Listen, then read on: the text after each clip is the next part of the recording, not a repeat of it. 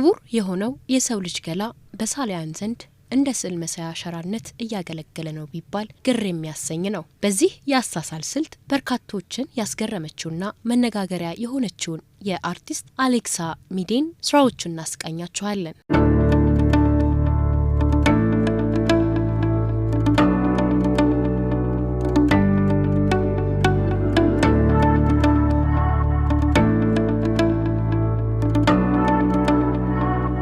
አሌክሳ ሚዴ የሰዎች ሰውነትን እንደ መሳያ ሸራዋ ተጠቅማ የምትስል ሰዓሊ ናት።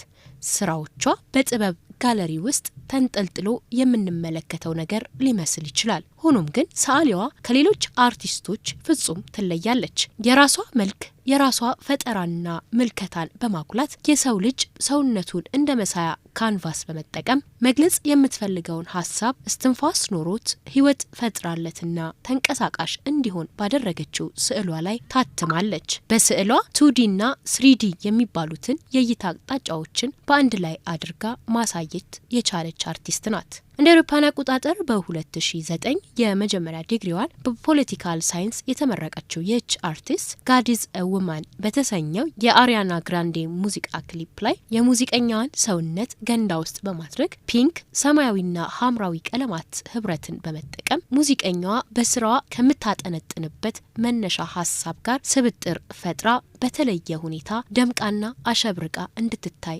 አድርጓታል። ሙዚቃው በዩቲዩብ ከተለቀቀ በኋላ ከ300 ሚሊዮን ተመልካች በላይ ሊመለከተው ችሏል።